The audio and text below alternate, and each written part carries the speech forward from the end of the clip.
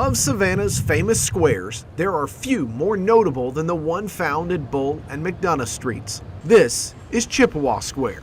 It's just absolutely gorgeous. Yeah. Visually, I think, at least for me, this is definitely the most appealing square. Whether it's the architecture around or what's in the square itself, there's so much draw to this square that was laid out in 1815 and named for the Battle of Chippewa from the War of 1812. First, we'll start with the focal point of Chippewa Square, a statue of the man who founded the city and developed the plan for what became the squares, General James Oglethorpe. The statue itself is phenomenal. That was done by Daniel French, who's a famous sculptor, has works all over the world. The one Americans know, even though they probably couldn't tell you his name, is he did Abraham Lincoln in the Lincoln Memorial. Yeah, the detail work on the Oglethorpe statue is just fantastic. I always encourage people to spend some time walking up close and looking at that. And because of Chippewa Square's location, that statue is a central focus of all the squares. The statue's in the center square.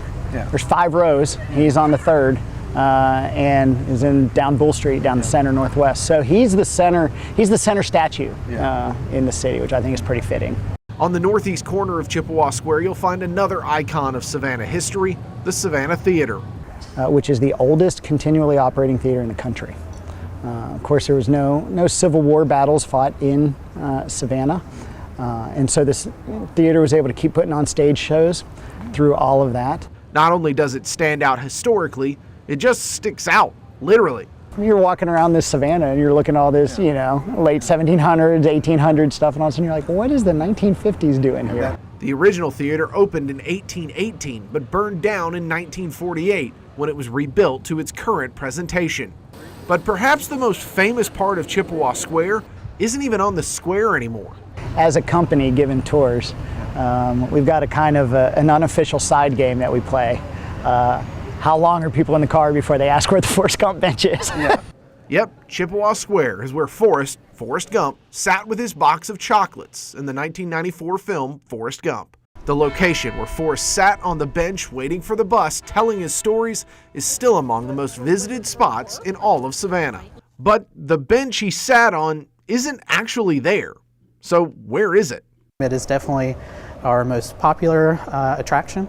It's actually at the Savannah History Museum, where it's been since filming Wrapped. It is on long-term loan to the Savannah History Museum from the city of Savannah.